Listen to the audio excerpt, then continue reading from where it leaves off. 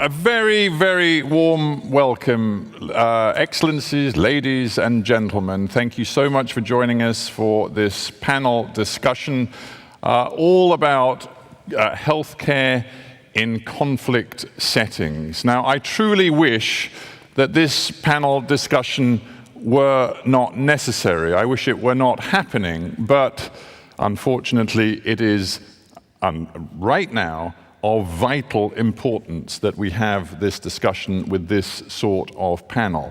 For those of you who don't know me, my name is Stephen Sacker. I work for the BBC.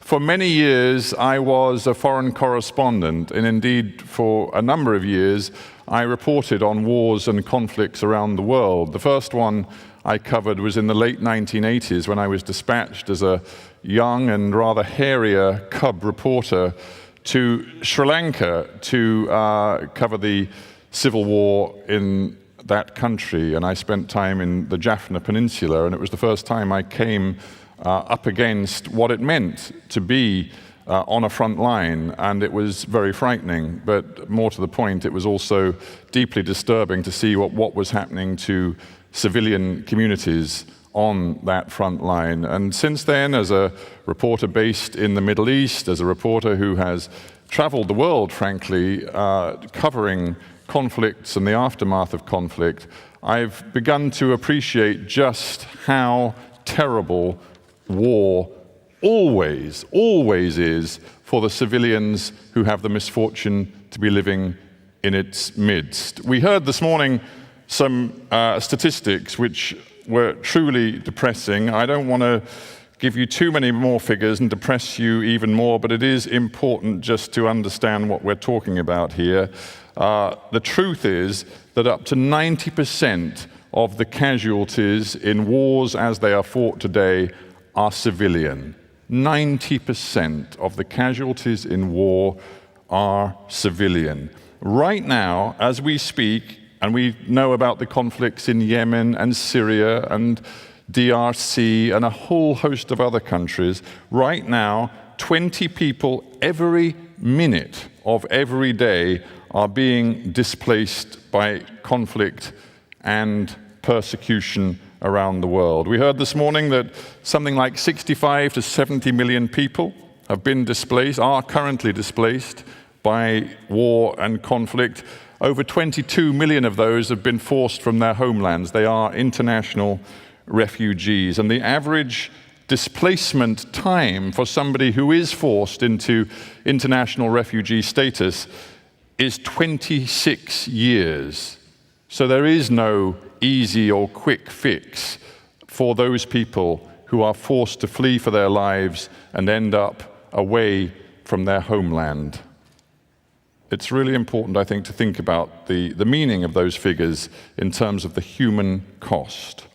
War kills and it injures. War displaces people. It disrupts lives. It disrupts nation states and their ability to provide health care for their citizens. The disruption factor in war and conflict is immense, always immense. And as David Miliband said this morning, the truth in our world today is that those countries that are afflicted by war and conflict are being left behind in a more radical, severe way than ever before, left behind and detached from those countries that, thank goodness, are relatively stable and peaceful. So this is the reality that our panel today is going to talk about, not just to focus on the problem, but also to offer meaningful approaches and, I hesitate to use the word solutions, but at least ways of providing the best health care for the most people possible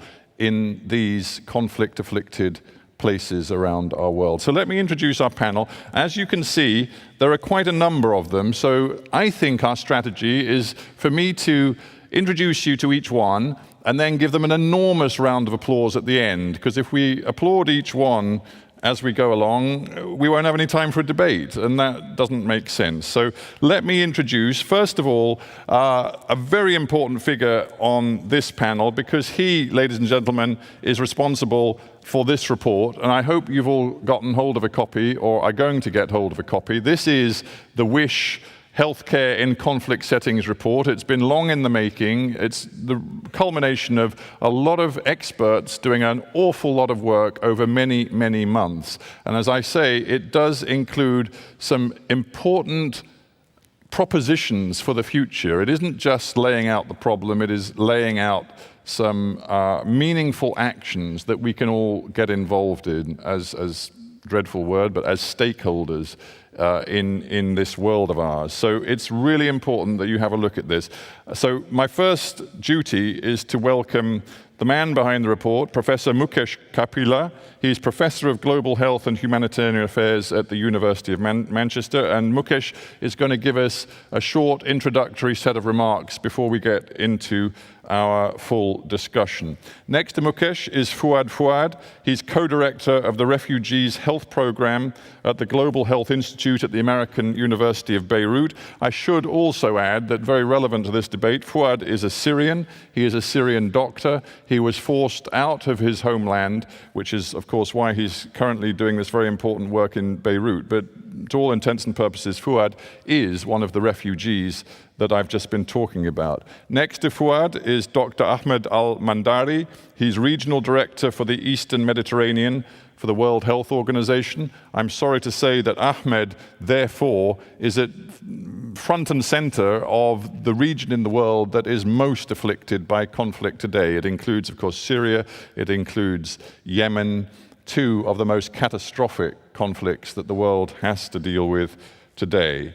So welcome to you, Ahmed. Next to Ahmed, Dr. Linda Fried, who is the Dean of Columbia University's Mailman School of Public Health. And Linda specializes and is particularly going to give us input on the challenges facing old people who are caught up in conflict, often lives completely disrupted and devastated, and with real healthcare needs that we need to discuss and need addressing. So welcome, Linda. Next to Linda is Dr. Janice Cooper. She is the country lead on Liberia at the Carter Center and has a particular focus on mental health challenges, and that, again, a very important strand of our debate today. Then we have Dr. David Nabarro.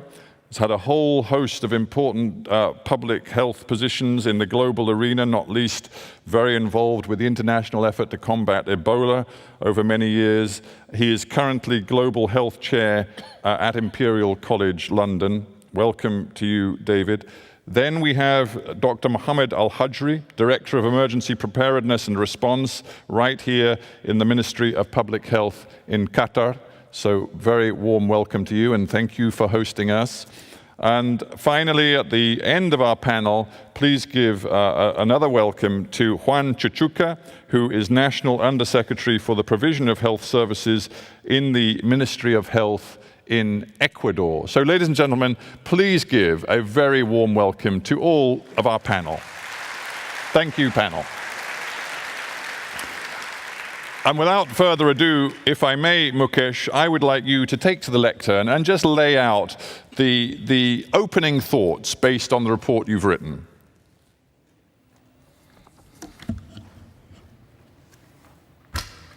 Thank you very much, Stephen. Friends and colleagues, war is terrible.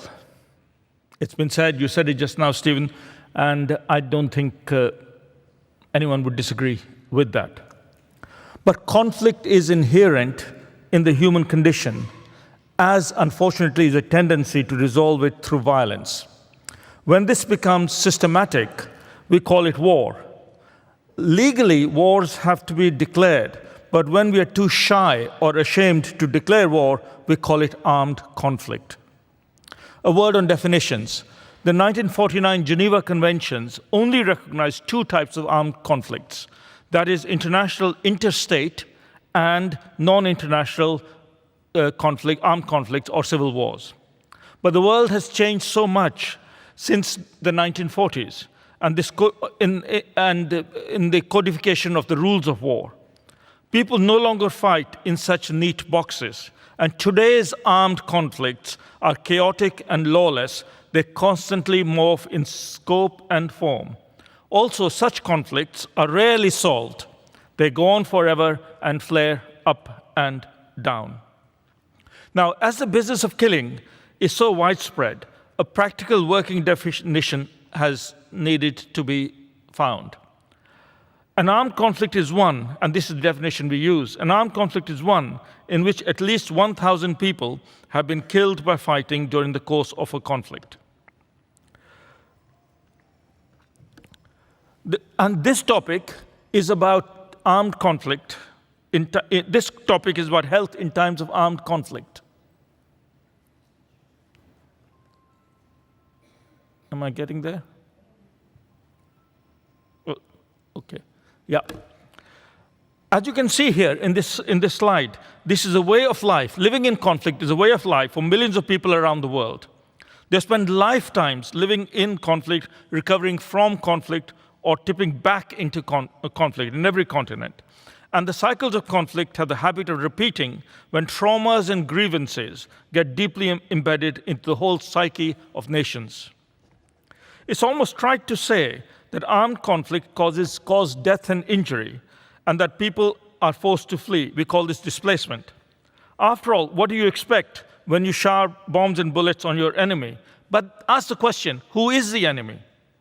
And today, as wars are waged through computer-guided missiles and drones by generals sitting in safe bunkers, and mass terrorization becomes an effective and cheap tactic to achieve our goals, whole populations have become the enemy. Hence, we see nowadays the collateral damage of the human impacts of war. But here, a little pause for thought. Nowadays, soldiering is not particularly risky, as soldiers actually rarely die. They know only too well how to look after themselves, and so it's mostly helpless civilians who suffer. So if you happen to be the unfortunate resident of a conflict-affected territory, it makes scoping sense to become a soldier, to maximize your own chance of survival, and to grab through force the resources needed for the survival of your loved ones. This is not intended to be cynical. It is simply the perverse logic of the times we live in, the face of modern armed conflict.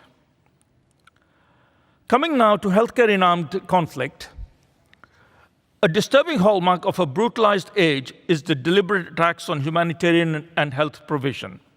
And that includes violence against health workers and patients, and the destruction of medical facilities or their use for military purposes. And the report goes into that in some detail, the different dimensions of attacks on healthcare. And unfortunately, the number of such transgressions continues to increase and is now almost routine in conflict situations. In short, we are faced with three core challenges. I've already referred to attacks on healthcare, and that, of course, makes access very difficult for those trying to help people trapped amidst the conflicts. And the report again goes into greater detail. The third challenge is the way in which the humanitarian industry functions. Never have we been so busy bringing succor to the suffering masses, and many great institutions have been created to do so. But the way the international aid system works is like a lottery, or even worse, in a real lottery, at least the natural laws of chance prevail. But in the humanitarian lottery, the dice is deliberately loaded because your chances of survival depend on who you are and where you live and who is your friend and who is your enemy. Some conflicts are fashionable and get millions of aid, while others are just inconvenient or even boring. And so they're out of sight and they're out of mind. The evidence suggests, actually, that most conflict-induced suffering is driven underground and endured in silence. Coming then to the question of health in conflict, even deeper, it's not supposed to be that way. From the earliest stirrings of our human consciousness and in every culture across our interconnected world, the humanitarian instinct, i.e. the urge to help others, is as ingrained as a propensity to do harm. So good and evil are thus in eternal tension. And of course, we have realized this in the evolution of norms and ideas to regulate our conduct. And we are not short of those global norms and ideas, as you can see on the slide. And though mostly these are largely for mutual self-interest. What is striking here in this is a special role given to healthcare through culture and tradition. So the question is, does health in times of war have healing powers beyond curing diseases and mending wounds? Can health be the impartial engine for peace? Or is that risking the instrumentalization of the medical mission for partisan purposes? And that debate continues. So where are we now then in what we do about it? Well, there are two big global concepts that have emerged in recent years. First is the bold notion of universal health coverage in the framework of the 2030 Sustainable Development Goals that you know all about and the whole world has signed up to, including the challenge to serve first those who are the most vulnerable and hard to reach. That's our conflict-affected populations.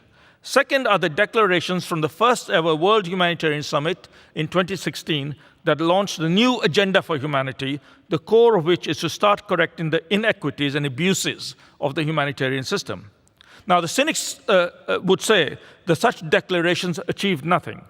But in the eternal struggle between good and bad, the most important weapon we have, maybe the only weapon we have, are ideas. And as the French writer Victor Hugo once said, you can resist an invading army, but you cannot resist an idea whose time has come. And so, delve from these different roots and origins and histories, what we are proposing is the notion of a global compact for the provision of access to universal health care in conflict situations. This postulates a sacred contract within society that says that just because there are wars without apparent end, it doesn't follow that people need to suffer. We already have all the needed knowledge, technologies, capacities, and even resources to make sure that civilians do at least as well as soldiers when under attack. We are at an innovation summit after all, so I must say something on that. The most difficult problem in innovation is not to make new science or invent new gizmos, but to change hearts and minds and get people to do in new ways the old things they know are right. So this then is the proposed compact, a set of 8 principles. I'm not going to go through them, they're in the report. If I go through them, you won't read the report. A set of 8 principles, 5 strategies, and 2 priority actions. Taken together, these can amount to a powerful intervention for humanity to which no one can be a bystander. In concluding, you will notice that I have not used any numbers or shown you slides of tables and graphs, and you can get the facts and figures in the well-referenced report. Please do read it. And in the compiling of which, I'm really grateful to my collaborator, Rachel Thompson, who did most of the work, and our forum members who gave their wisdom and insights. But above all else, dear friends, please think. We know a lot about the science of war making, but not a lot about the art of making peace. It's been said that wars begin in the minds of men, and that's where peace must be seeded.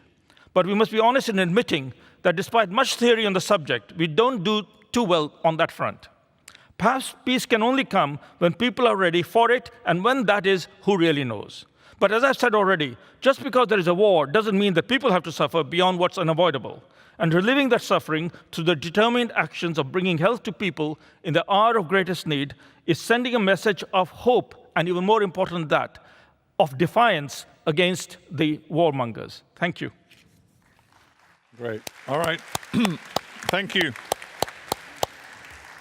Thank you, Mukesh. And as I say, it is really important to read this report and those conclusions that Mukesh reaches and the 8 points to consider a different way of dealing with warfare and, frankly, persuading all of us, human beings, that we need to find ways of ending this sort of addiction to conflict and what it does to civilians. Hugely important. But I want to open up the debate by thinking about where we are today. And I think, therefore, I really want to start with you, Ahmed Al-Mandari, because, as I said in my introduction, you're at the sharp end. As Regional Director of the World Health Organization for the Eastern Mediterranean, you have both Syria's tragedy and Yemen's tragedy in your portfolio. They are things you have to deal with every day. So in this terrible real world of yours, what can you do right now to mitigate the humanitarian disaster that has befallen the civilian population of both of those countries? You know, tell us in a sense, tell us if there are any glimmers of positivity or good news you can bring about the degree to which you're able to mitigate the humanitarian, the healthcare disaster. Thank you for inviting me to this panel. It is my pleasure and honor, and thank you for leading this discussion. As you have said, and as Prof. Mukesh mentioned, our region is really a very, hot region. It is passing through a very critical time. It has a long list of countries in which are really suffering for the last few years from either man-made, predominantly, or natural disasters and crises. This sort of crisis has led into destruction of the societies, including the healthcare facilities and the healthcare system that have been known in the past. Like, for example, in Syria. Syria used to be one of the best healthcare systems in the Middle East when it comes into the health indicators and outcomes. The same thing for Yemen, for example. So for that, I feel sorry that our region is been referred as a region of disasters. Now, when we talk about numbers, in our region, around 76 million people are really suffering from health shortage. 31 million people of them are having food insecurity, which ultimately leads to a lot of malnutrition, as it is what is happening now in Yemen. For WHO, it is something that it has to deal with in a very strong manner in collaboration with sister United Nations organizations and other international organizations. So for that purpose, we in WHO have been working on different programs that will fit each country. Countries which are stable, preparing them for disaster situations, natural or man-made disasters, by helping them developing their policies, their legislations, strengthening their healthcare system so that it can be really a very strong, resilient system. It fits the needs of the community in case of disasters, let alone during stable situations. The second thing that WHO is doing is supporting countries which are at a semi-emergency, semi-stable situation by building the capacities of its staff, supporting them and guiding them in how to strengthen their healthcare system that will help them provide services to its citizens, regardless where are they, including in emergency stations or situations and places. The third type is, in real emergency countries and crises, like for example Yemen, supporting the government in running some of the services by sending technical staff, financially supporting them by providing them with, sometimes, drugs, equipments, machines, running the services in some of the healthcare facilities. So these three types of things that we are doing as WHO. Let me, if I may, ask you an immediate question, which is, you say we work with governments where we can. I mean, there are certain situations which you're faced with in your region today where you can't work with government because government does not run in large swathes of the country, whether it be in the Houthi-controlled parts of Yemen, whether it be in the parts of Syria like Idlib still, which are beyond the control of the Syrian government. You have to make decisions about the nature of your intervention, who you work with, who you cooperate with. Do you have protocols which allow you to be very flexible in the way you deliver assistance and humanitarian help? Yeah. This is a difficult question, and it is an excellent question that I will answer it based on my own personal, feelings, but at the same time, considering United Nations regulations and rules. And I'll give you the example in Yemen. Me being a family physician, my ultimate message and noble message to everyone here in the region, that small child dying from a disease that have been eradicated in the past, because like for example measles, or suffering from polio that it has been past in the history, or a young man dying from cholera, or a young lady dying while delivery because she is not really supported by a professional during her delivery. To me, being a family physician, I will talk to everyone in that country. And in fact, I have started. The day when I started my post 6 months back, I have spoken with the Minister of Health in the legitimate government in Aden, Dr. Nasser Baoum, and I have spoken to the Minister of Health in the de facto government in Sana'a. Right. Because to me, what matters me is serving the Yemenis regardless where are they. And I have told both of them that as a WHO, what matters to us is providing support to every citizen in Yemen, regardless where are they. So let me push you a bit further, and because I want this to be an honest discussion, and Sure. sometimes it's controversial. So let's say we push back the clock 18 months. Let's say that you're faced with a question. Do we at WHO reach out to the so-called Islamic State group who control vast swathes of territory in Syria and Iraq? The world regards them as terrorists, unacceptable. But you, as an international global healthcare specialist and provider, you have to make a decision about whether even, whatever your personal opinion about IS, whether you offer assistance trying to reach the civilians under their control to avert healthcare disaster. What do you do? Yeah. Going back to the fact that health is the right of everyone, Yeah. everywhere, at all times, including emergency situations. And also going back to, the United Nations Assembly, I think, convention or conviction in 2005, which is really strongly supporting the right of health of everyone at all positions. I will consider the citizens living in everywhere in that country as my target. Now, saying that, I have to follow also United Nations rules and regulations when I talk to those people. There are definitely many channels, to dialogue with them, talk to them, to provide a service to that person or that child, that in need of that service. So definitely I will consider regulations and rules and ethical, things, but at the same time, I'll do my level best to reach that, child or that mother or that young man for a service. All right. We've got a lot to get through, so I'm going to ask, if I may, Ahmed, that I'm going to move on to Fouad now, because Fouad, your experience, as I mentioned at the beginning, you are, in essence, a refugee yourself. You're a Syrian in Beirut.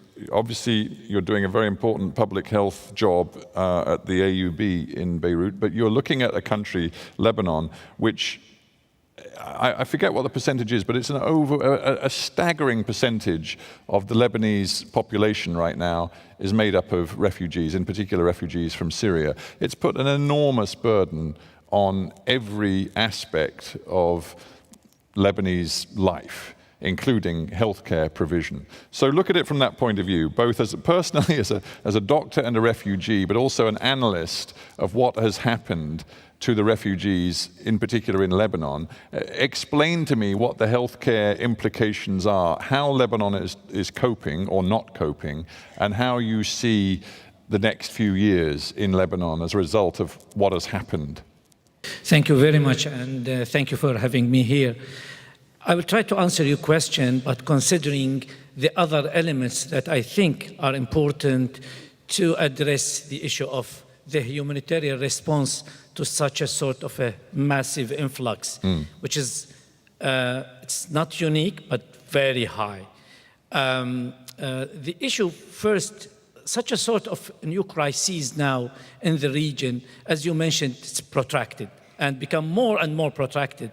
People move for at least 26 years, but even more. Protraction is not the only issue. The other issue actually, which is we see that newly, is the issue of refugees and such a sort of crisis come from middle-income countries. Iraq, Syria, Libya, and before that, Ukraine. What does it mean? That means the sort of the indicators, the health education indicators, were quite relatively good. And then when they move with a different health profile. Chronic diseases is a major issue, or are major issues when people, move from such a sort of countries. And when we have, chronic conditions with prolonged time to being in a host country, small host country like Lebanon, or even big country like Turkey, bringing the issue of chronicity is an important issue to address that. But that actually put a lot of burden on the system itself, the national system. in this case is Lebanon. So Lebanon is a small country hosting 25% of population now in About Lebanon a quarter, yeah. are Syrians. Yeah. And of course, there are Palestinians there, since 70 years. And so you can imagine that this is something, and when you have like a long term, 70 years of Palestinians, 6 years of now of Syrians, and who knows else, in the future. And what is the fundamental approach of the Lebanese state? When the Syrian population has risen so dramatically, some, of course, are in camps, some are in... Non-camps. Actually, in Lebanon, there's no policy for camps. But there are some. No, that's a settlement. This is important, Yeah, no, it is important. This is important, the difference between, because when you have camps, you have a system inside camps. But when you have people that, spread all over the territories, that's the need of what we called it integrated system. So what is the fundamental approach of the Lebanese state to these people? Unfortunately, now is not the perfect one because of the third determinant, which is the politics. Politicizing the issue of a humanitarian, the issue of refugees become more and more clear, and that will affect, the issue of healthcare. Now that almost 75 to 80% of Syrian refugees in Lebanon are without any official documents. And that means their movement actually is a sort of, being restricted to get like a sort of health care. Besides the issue of chronicity, that put a huge burden on the country itself. So without legalizing the refugees there or the displaced, those are not refugees in Lebanon. They're considered displaced population. And besides legalizing them, there's a need also to think about how to address chronic conditions, staying there for maybe a long term. So what sort of system that can address that? And that brings us to the issue of, should we go with a parallel system, like UNRWA system for Palestinian or UNHCR system, for refugees, or we go more and more into integrated system or universal health system that can address, health for entire population. This is not like just changing in the issue of the system. This is changing in the paradigm, how to think about health as a sort also a political issue. It's not like only a technical issue. It's deeply political, because if we think about the Palestinians in Lebanon, they have been there for so many decades, but still they're under the auspices of UNRWA, the relief agency, and in international legal terms, they are entirely separate from the Lebanese nation state. They have no citizenship rights. They have no legal rights whatsoever. Work permit, they're not allowed to work. I mean, that's the same with the Syrian. And that is a fundamental political point. And I suppose for this panel and for thinking ahead to how we best provide universal healthcare provision for a world in which we are going to continue to see refugees, is that tenable, that notion that refugees are kept separate, their legal status is very much never integrated with that of the host country, because the whole point is they're not citizens, they're not long-term residents, they are going to go home. That is the sort of international notion behind the way they're treated. Is that tenable, or do states need to start rethinking how they treat the refugees in their midst? And I think that what I argue here is sort of what we need is to go beyond the issue of national system. And I think it's a challenging, it's a very political issue, but I think we need it now to think beyond, or health system beyond border, something on regional health system maybe, led by maybe UN agencies and international organizations, but that need different paradigm and different political approach. All right. Well, you've opened up a whole can of worms there, but it is extremely important we address it. And I should say, ladies and gentlemen, we're going to continue our panel debate for just a little while longer, but then we're going to give a significant amount of time to your questions. So I'm giving you a BDI. I don't want anybody to be shy. I know that there are people in this room from all over the world. Many of you have come from countries which in the past or even the current time face issues of fragility or conflict. I want you to put questions to the panel, and we'll get to that very soon. But before we do, let me turn to Linda Fried. Now, Linda, I just want you to particularly focus on something which you do a lot of work on, which is the particular challenges that come with older people, the old people who are caught up in conflict, both in place and then when they're displaced. There are particular challenges in reaching out and providing healthcare to old people. And often the focus, particularly in the TV news, my business is on the suffering children, and goodness knows we all care enormously about what happens to kids in conflict. But talk me through what the particular challenges for the elderly, the old people are.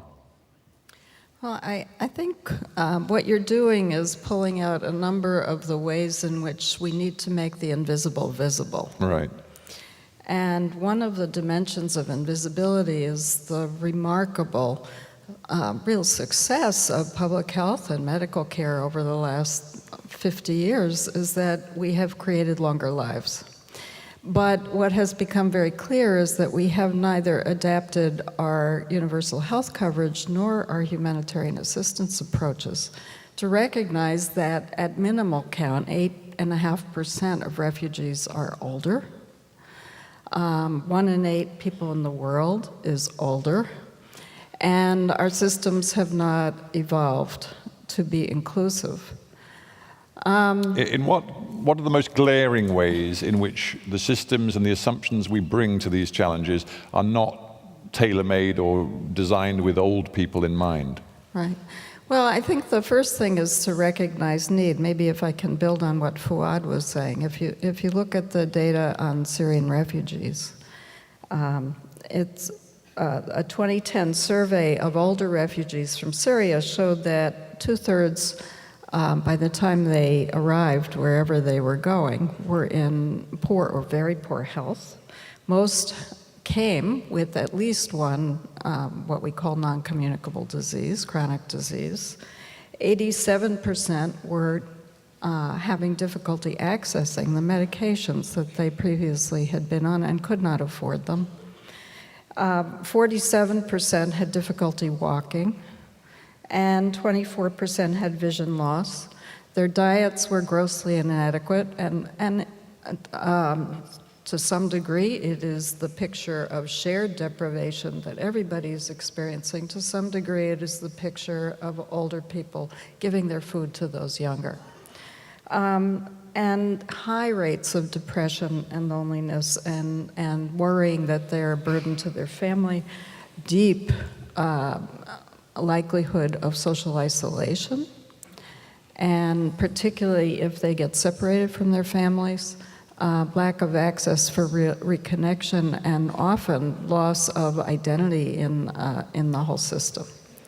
So that's one snapshot. The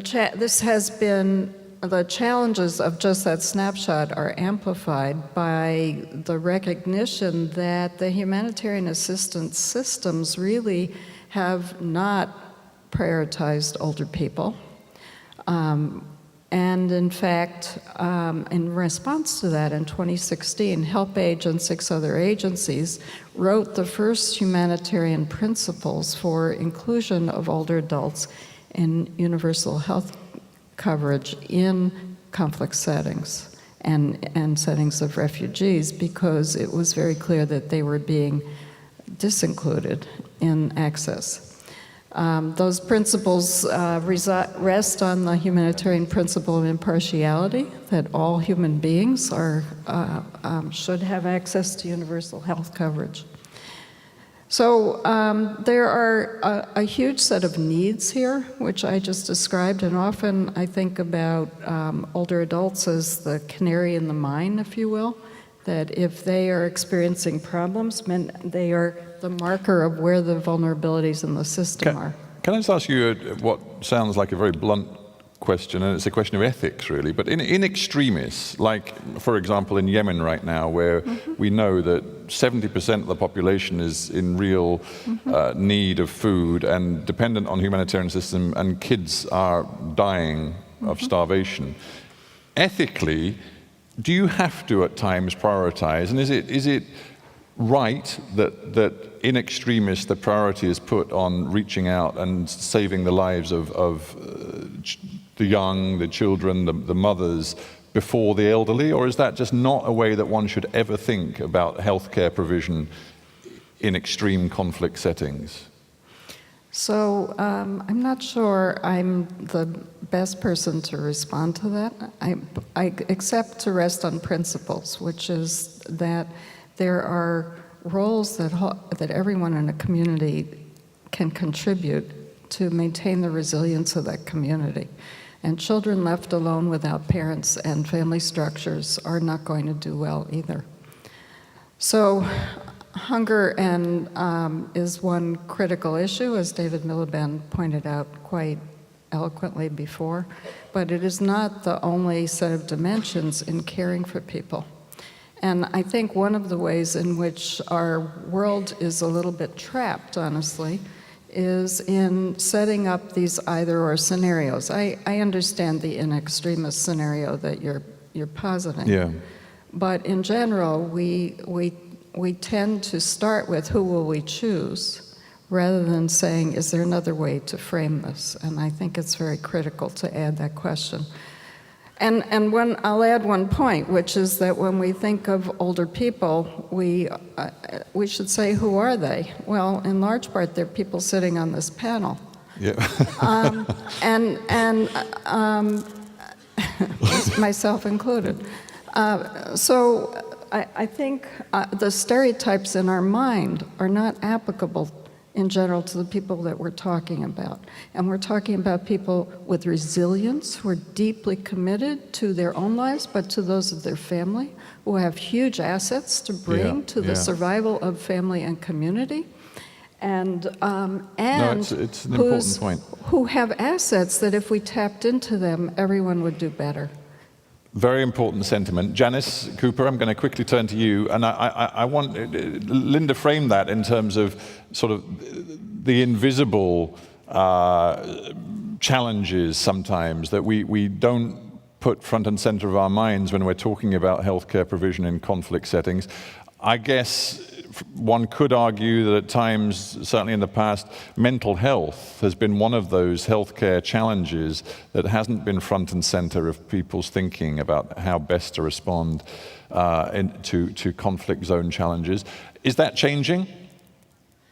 Thank you so much for having me. And the first thing I would say, yes, I think incrementally, sometimes for us, painfully too slow.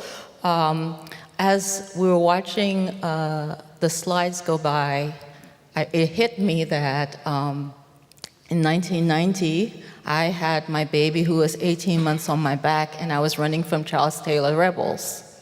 And the trajectory in terms of both trauma and my own mental health at the time. And I think about mass groups of people who, this long after that conflict, still have not had the supports and the psychological interventions to build back better, as we would say in the WHO parlance. I think I agree with Linda, it cannot be a zero-sum game. I think when we talk about what we're doing in Liberia, we're talking about how we can make interventions trauma-informed, that we can understand that, yes, there is conflict of impacted trauma, but there's trauma that we experience day to day. And how can we provide services and supports that allow that to happen? The good news is that we don't have to reinvent the wheel. WHO has a package of services. It's building back better. How can we use the tragedy of war? And in our case, we went from war to Ebola. And I was there during Ebola when people almost instinctively started thinking about what happened to them during the war. And the fear of Ebola, as you're talking to them, all of a sudden they were back in front of the soldiers on a line where you got picked about whether you lived or died. So it is incumbent, I believe, upon us to figure out how we can have research-informed strategies in healthcare that look across populations and across disease conditions. But recognizing that all of us, from the minute we get up in the morning to the time that we go back to bed, we may have had at least one thought that may resemble how we're feeling in our brain and how our brain is processing what we had, what we experienced, and what our fears are moving forward. And I think that as we think about how we, in low and middle income countries, and Liberia, Sierra Leone, and Guinea are kind of in this unique position where they've had both war and conflict and some of those issues still unresolved in the political sphere, and Ebola. And how can we use that momentum to build a system of care that's really trauma-informed? And I guess the thing about mental health is that many of the problems may exhibit down the track, years down the track, and therefore you have to have provision which is long term. This is not a short-term strategy we're talking about. Absolutely. We have a country where we have only one Liberian psychiatrist. Over the last 8 years, we've trained psychiatric nurses. We have close to 300 psychiatric nurses. We've trained child and adolescent psychiatric nurses as well. But we do have to build a system that can be as resilient as the people we're hoping will be resilient. Exactly. David, Janice just mentioned Ebola. You, in terms of international public health response associated with Ebola and combating that hugely dangerous infectious disease, I want you, if you can, just to consider the way in which conflict deeply complicates international efforts to combat infectious disease, and what you've seen and what you've learned and what you perhaps can give to our audience in terms of experience you've had and positive things you can take from understanding how conflict can complicate and understanding how the international community can therefore factor that in and react to the dangers that come with conflict. Thank you very much indeed, Stephen. Dr. Cooper just actually described one of the most important features for me of the West Africa Ebola outbreak in 2014 and 2015. And I want actually to talk briefly about the President of Liberia, Ellen Johnson Sirleaf. When I went to see President of Liberia, something really impressed me and affected me. And that was that she seemed to be able to feel and want to react to the fear and suffering of the people of Liberia. I went to her cabinet meetings and I watched the debates between the health minister and the defense minister about how to handle the fear of people and the need to create areas where movement was discouraged to try to reduce the spread of the terrible disease. And I remember the president saying, "Remember, our people are suffering, they are frightened. Do not use lethal force unless it is absolutely necessary. Respect our people." And I thought so much about her, and I continue to believe that she is one of the most remarkable leaders that this world has ever had. Because I think that, Stephen, in dealing with any kind of issue in conflict, the one thing that we really want to ask of our decision makers is that they have the capacity to feel the suffering of people. And you can actually lose that sense. I think that those of us who sometimes work in public health can switch, and we start seeing a problem in terms of numbers and in terms of risk and in terms of tough choices. But there's the other side of it, which is people whose lives are just completely turned upside down and who don't know what's going to happen in the coming days because they're scared of a disease or indeed scared that they'll run out of food. So just for 1 second, I just want to say how important this report is. But it's not important for health people. It's important for the others, for the decision makers. Why? Because it's necessary to lay in front of decision makers the absolute reality of the destruction caused by current patterns of war. And I'll explain why. There's a habit in modern war to say that it's okay to undertake collective punishment. That means punishing ordinary people for decisions made by a small number of leaders who offend other leaders. But instead of concentrating on the leaders, you punish the defenseless ordinary people. You rape women. You starve children. You really dehumanize old people, as Professor Fried has just said. And you probably realize disabled people have no chance at all in war, not the modern collective punishment warfare. And so it becomes okay to do these things. And I think what this report can do is just simply push once again at the lingering bits of conscience inside the heads of decision makers and say, is this the kind of behavior you really want to condone? Because what I've seen, and I think David Miliband's points this morning were so right, that actually the consequences of deliberately starving children and women by blockading ports or preventing access to good, nutritious food, the consequences don't just last for a day or a week or a month.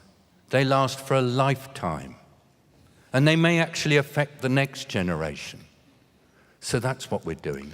But David, your words are so powerful and passionate and heartfelt, but I'm tempted to think you've lived in the real world an awful long time. You know the way the UN works. You know the way the realpolitik of nation states and their wars works. You know, the message about that, about how leaders' consciences need to be not just pricked, but fundamentally kicked so that they fight their wars in different ways. I get it. I totally get it. But in the meantime, this world of realpolitik and nationalisms and tribal warfares, it exists. So are you saying it's misguided to talk about mitigating the worst effects of it, trying, even in the bad world we live in, to do our best to help people? Absolutely not misguided. The joy is that the UN Security Council, although it can't decide how to deal with some of the big wars, is now focusing on hunger and conflict. A resolution came through last year, a really powerful one.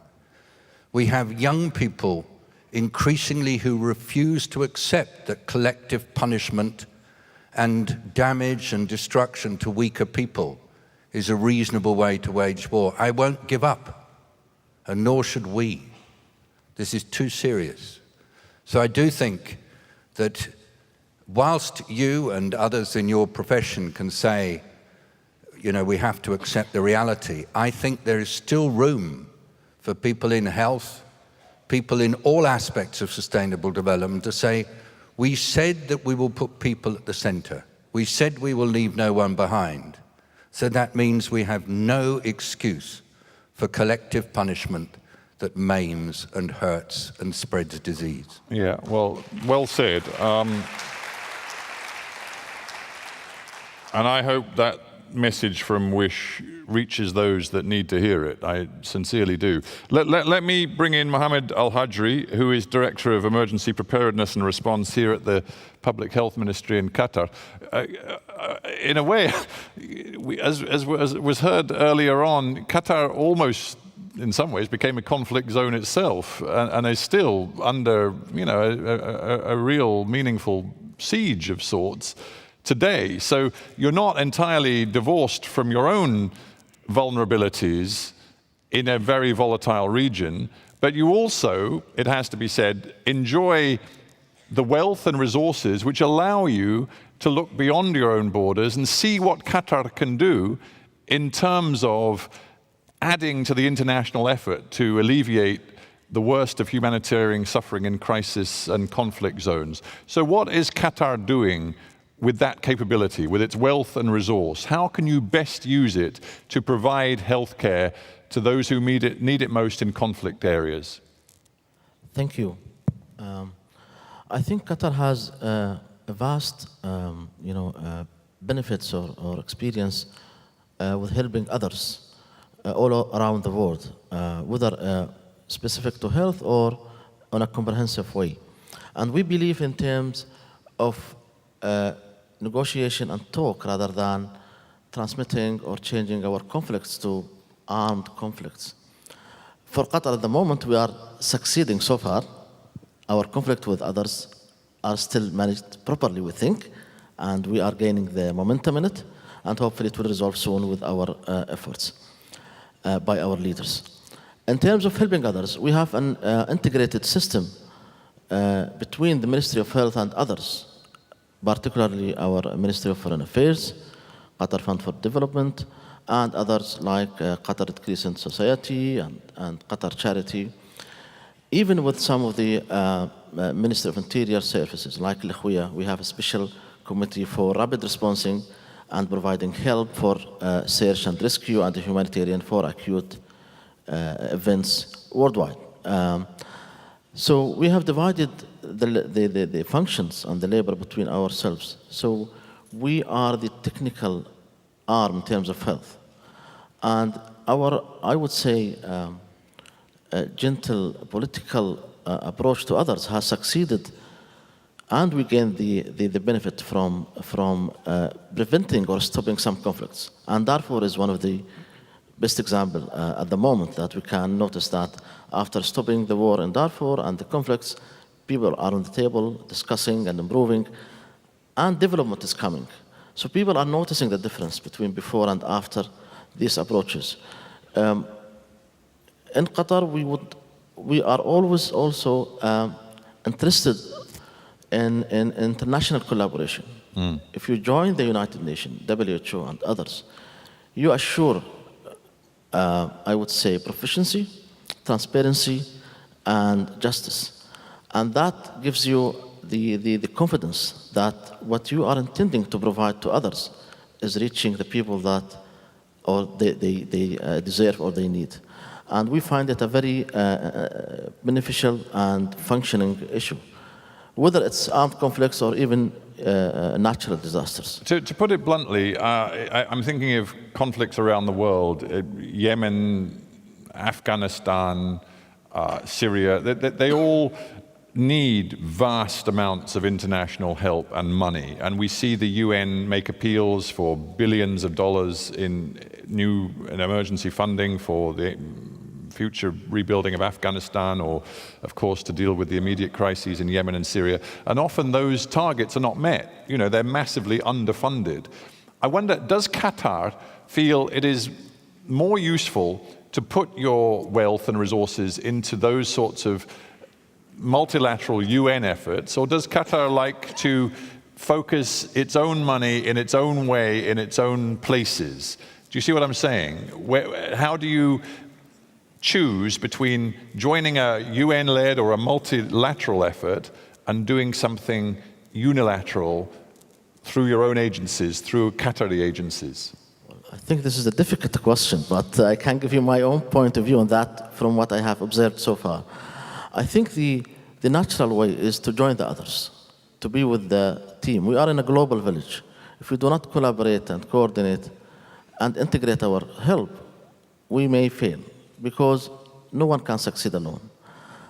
But sometimes when you find something as a new initiatives, and you can think that you can lead it, and with the evidence and support of, I would say, scientific information, why not?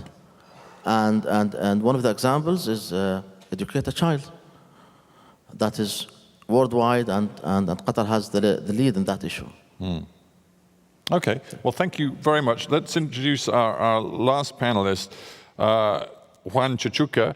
Juan, you're from a region not represented elsewhere on this panel, from South America. I should say, ladies and gentlemen, you're going to need your headsets if you don't speak Spanish, because Juan's going to address us in Spanish. But Juan, your own country right now is dealing with the fallout of, we could call it an internal conflict. It's not a war, but there is a conflict in Venezuela. Many, many people suffering real hardship, lack of food, lack of economic resources, people fleeing the country, and quite a number of them, many thousands of them, are ending up in Ecuador. So South America has its own areas of instability, its own fragile countries, and its own refugee problems. How do you see Ecuador's response, and how do you feel where you need to target your aid and assistance for the refugee problem that you now face? Good morning, and thank you very much for having me here.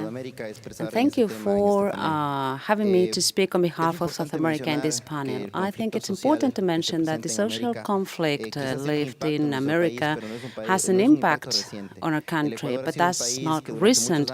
Ecuador, for many years, have already received people from Colombia, from the north border, refugees which came from the conflict, the armed conflict lived in Colombia for many years. In Ecuador in 2008, there was a measure through the Constitution in which health is recognized as a right of the people. In addition, any people in our country, regardless of where they're coming from, they have the same rights as Ecuadorian citizens, and that is enshrined in the 2008 Constitution in our country. Over the past 5 years, from 2013 to 2017, Ecuador has provided healthcare services to 1 million foreigners. We have people from Colombia, from Cuba, from Haiti, and also from Venezuela, as you've mentioned. From 2016 to 2017, Ecuador has welcomed 1 million people from Venezuela. Over the past year, we have received 600,000 Venezuelans in our country. 20% of those people have remained in our country, so they stay there and they integrate in our population. And that is a challenge for a country, for Ecuador. First, because we provide free of charge health service, and then there is a strain on our system. But we have taken advantage from situations which are not provided by migration. For instance, as refugees, we've had many people coming from professional health services, professionals, healthcare providers who have come to our country. So we do have healthcare providers in many places where access is difficult.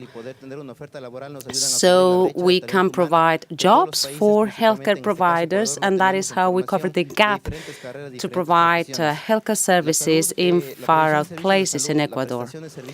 The provision of healthcare services in Ecuador is free at all levels. We have prevention, promotion, palliative care, and we provide healthcare services at all levels. And we don't only focus on health services in terms of physical health, we also put emphasis on mental health. From February up to June, we had coming through the northern border with Colombia thousands of people going through our country, as we are a transit country for people going to Peru or to Chile. That entails challenges as well to improve the health conditions of these people. We had a problem with polio, we had a problem with measles, so we devised a vaccination scheme from Venezuelans who, given the political context in their country, had not been vaccinated as they were falling behind on their own schedule. We've also created a humanitarian corridor. There are 36 health centers, both primary care and hospitals, in which we provide mental health services, physical health services, maternal and child health services. We also provide services regarding infectious diseases, non-communicable diseases. We have broken down statistics per disease and per area in the country. So we have put in a huge effort to integrate everybody in the provision of health services. And we try to provide healthcare services on equal terms for everybody. And I've listened. Can I just interrupt you to ask you one quick question? If you are providing all these services to incomers, to refugees from Colombia or Venezuela, wherever they happen to be, and you do it on a humanitarian basis, do you have the buy-in, do you have the support of your own citizen population? Because, of course, you can only give the healthcare support to the incomers, to the refugees, with your taxpayer dollars. This is the money that the state has because of the taxes of your people. Do your people really support this outreach, this generosity in terms of healthcare provision to these people from outside? Well, thank you for your question. That's really interesting. In our country, health is a right enshrined in the Constitution, and that's something we've promoted in terms of communications. We've done a lot of awareness raising. And needless to say, there is a xenophobia issue and racism issue which is spread worldwide. But our population has not rejected the provision of these health services. On the contrary, health service providers can see day by day what challenges we're facing, and therefore we are aware of the strategic position of Ecuador in South America, especially regarding the situation in Venezuela, and that is very important for us as a country. That's very interesting, and it's good to hear that. Now, we don't have so much time left, and it is definitely time that we get to your questions, ladies and gentlemen. I promised it, and I can see arms being raised, which is fantastic. Thank you so much. I am Dr. Anita. I'm a Rohingya medic. I am based in Switzerland. I represent European Rohingya Council. In the morning session, in the ceremony, there were only 1 or 2 sentences about the Rohingya community. I would like to borrow the words of Dr. Fried. I would like to pull the invisible strings, making them visible, and that is about the Rohingya crisis. I saw the slide which says 10 million people are stateless in the world, and Rohingya community are one of the largest stateless people on earth. We are not stateless, actually. We are made forcefully stateless due to the 1982 citizenship law.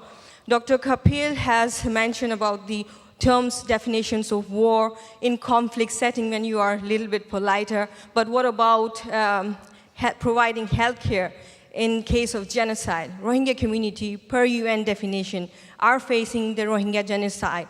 And there is Dr.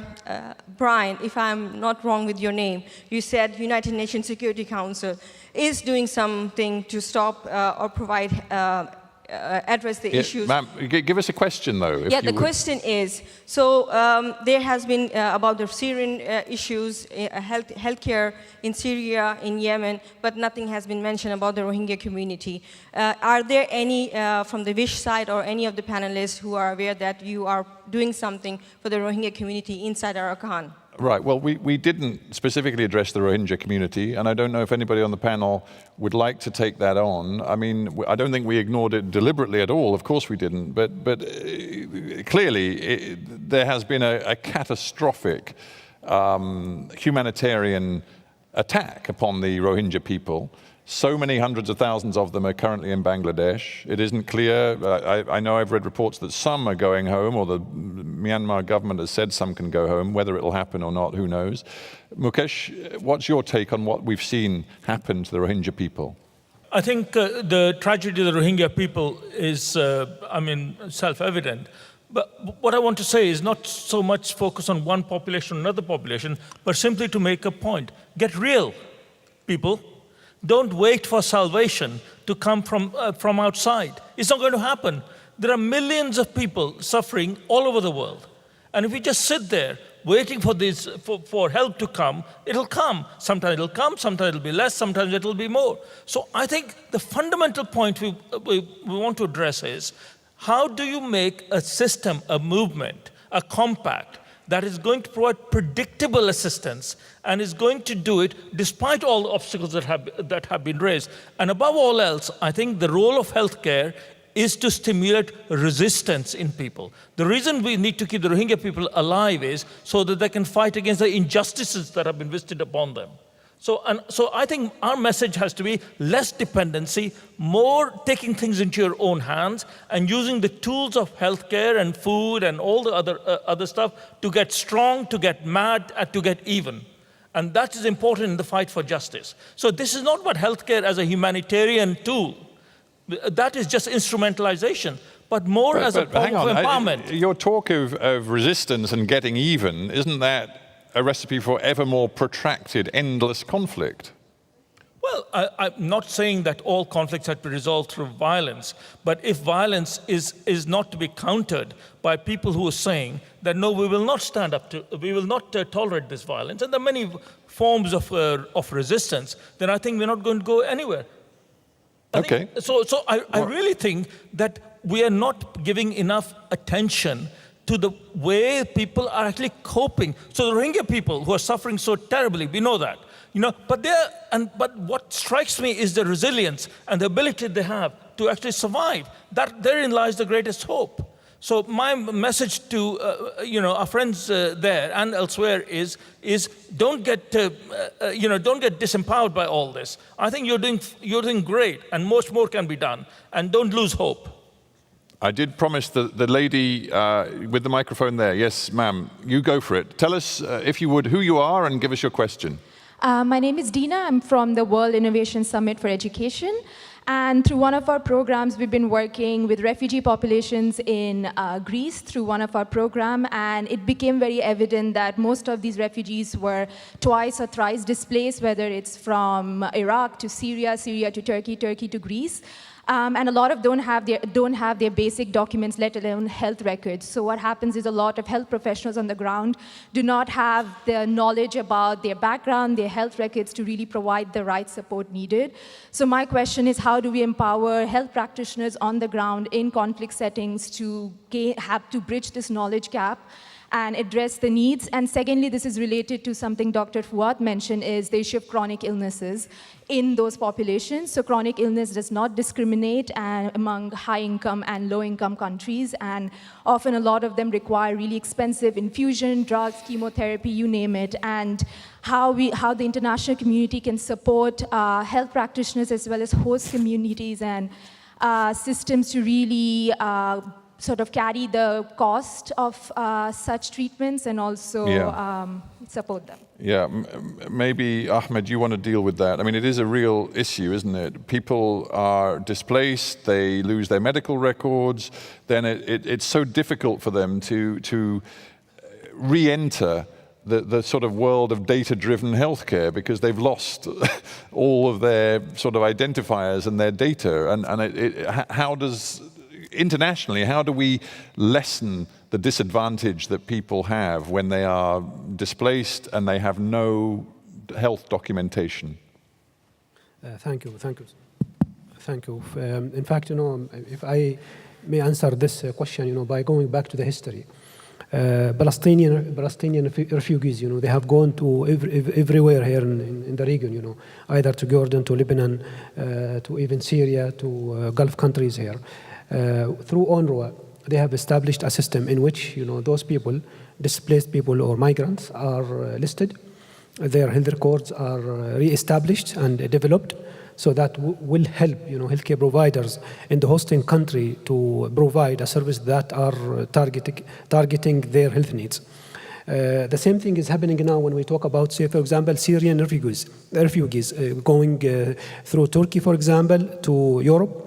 In Turkey, there is a collaboration between WHO IMRO and WHO Euro to help those refugees in these camps by establishing a healthcare system that will definitely identify those people with their health needs and keeping and maintaining records and updating it accordingly.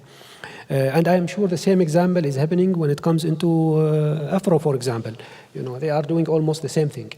So what I want to say here that we have to open doors with the hosting countries, the healthcare system in the hosting country, in order to make sure whatever service we provide to those people are really fitting the needs. And similar thing is happening in Jordan, for example. In Jordan, they have established a system in which even the military services Royal Medical Services are participating in providing vaccination and immunization. And in terms of these chronic illnesses and the illnesses that Dr. Fried was talking about, that particularly older people are suffering, whether it be chronic heart disease, diabetes, these long cancer care, long-term drug-based treatments for cancer care, these are sophisticated, they're expensive. Yeah. Is there the ability to get these sorts of long-term drug treatments to people in refugee situations? Yeah. I mean, to be honest, this is one of the big challenges WHO and sister United Nations agencies are facing, lack of funds. Like, for example, I remember in this year, there have been a call for funds to the region, $1.8 billion, I think. So far, what we have got is maybe 20% of that amount of money to support countries providing services to the refugees. So I agree with you. For such conditions, don't look at me. Look at our Qatari minister, because he has more money than me. But this is a very significant way in which Qatar, with its commitment to these public health issues around the world, you could really make a big difference. I mean, this is one of the challenges that we are facing. And there is one point, Steve, if you allow me to add. When we talk about conflicts and the impact of conflicts on the healthcare system and the war itself, based on studies and statistics, and maybe Prof, Mukesh can talk about it more. Number of deaths and disabilities and casualties from the war is very small compared to the consequences of people suffering from non-communicable diseases. Yes. The death due to non-communicable diseases because of bad healthcare system is far more than the death due to that. I understand that, and I'm glad we've at least made that point, that these long-term non-communicable diseases are a huge factor long after the conflict, long after people have left the conflict zone. Right, let's get a couple more questions. Right, you first, sir. Thank you very much. Major General Michael von Bertley, representing the Pediatric Blast Injury Partnership today. We're speaking after this event in one of the Agora events. Thank you for the panel for a very eloquent description of the problems. And we've heard a lot about the WHO's engagement. I'm a great admirer of the WHO's efforts to develop health systems around the world. But what we're really talking about is a disaster in every conflict setting where indigenous health services have broken down. And the WHO has had to step forward as the provider of last resort more and more often. But it's badly suited to that role. Could the panel tell me whether they think more should be done within the WHO, which is by nature a slow and bureaucratic organization with a very clear remit, or whether the time has come to set up a new agency specifically tasked with responding in these kinds of disaster? All right, well, we'll hold that thought. Time for a new agency. WHO isn't fit for purpose for some of these crises, and we'll get the question from over there as well. I'm very grateful to be here. This is the 4th time in Qatar, and it's always a wonderful learning experience. I have 2 quick questions. In fact, one is a question and the other is the suggestion. Well, make them quick, sir, because the question is, mitigation is always an after-the-fact thing. We have gained a lot of knowledge, as we can see. And how do we infuse this knowledge to promote awareness to high school children and college children? They are the future. They are the future leaders as well and decision makers as well. So how do we do that? That's one question. The second suggestion I'm going to stop. Forgive me for being rude. Quickly. Second suggestion is from Dr. Mukesh. Don't depend on anybody. We are 2,000 people here. Today, if we contributed an average of $500 each, you will have $1 million to support something. Thank you. Okay, thank you. Well, that's a good thought, but let's take them in order. The gentleman over here, the pediatrician, was saying, such is the scale of some of these crises where the state has basically completely collapsed. The WHO steps in as the sort of healthcare provider of last resort, and it's not effective, and it's not really designed for that, and it's not fit for purpose, and maybe it's time to create a new agency to do that. I don't want the WHO representative on the panel to address that, because I'm sure he's going to defend his patch. David, I'm going to alight upon you as a long-time international public health official. Do you think it is time to consider a new agency to, in these extreme crises, be specifically tasked with being the provider of last resort? Don't set up any new agencies. Just basic rule. We have quite a lot already. Fair point. But, you know, who provides health care in situations of crisis? You were saying that national systems collapse, but if you look in many crisis settings, there is healthcare available. It's just not within a kind of organized system like one might hope would exist. And so my first suggestion is that the best thing to do is to find ways to support local actors so that they can do what they're doing but do it better. And that does mean, obviously, trying to make sure they can access medicines and other requirements. My second suggestion is that to take advantage of the existing coordination mechanisms that have been set up that enable national and international, non-governmental, as well as external groups to work together. And in that, the United Nations, that's not just WHO, but other actors, I think has added value in coordination. But I've never really perceived that the United Nations should be the provider of care at last resort. I've been in many, many discussions where that point has been raised, and I've never heard any appetite for the UN to do that. And that does mean that, Stephen, last point, that there isn't really an international last resort healthcare providing entity, and perhaps it's a good thing there isn't, because rather as Mukesh was implying just now, it's much better if ways can be found to support energy that exists rather than to offer something from outside. To build resilience in... Yes, I mean, I'm not trying to be paternalistic about this. I get you. I just think this is the reality of the world we're in. I want to end with that, because unfortunately we're out of time. And that's my fault as chairman. I haven't quite managed it as perfectly as I should have, because I know there are lots of questions on the floor. But it is quite a nice way to end, the gentleman reflecting on, where we are today with the current, and a lot of this is about politics, frankly. Wars, in the end, are made by leaders, by political systems, and he's sort of suggesting that we need to raise and train a new generation who are more focused on universal healthcare provision and less concerned about fighting turf wars and power battles, and which end, of course, in military conflicts all too often. I want to end, actually, Janice and Linda, I want your thoughts on whether you see signs of hope. We've talked a bit about politics and the context and the degree to which our politicians in parts of the world are failing.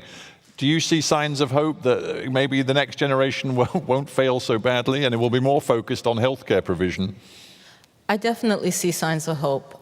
Just to the last point, we've started working with school teachers, training them so that they are able to recognize and support children that have mental health or emotional issues in the classroom and design their education around that.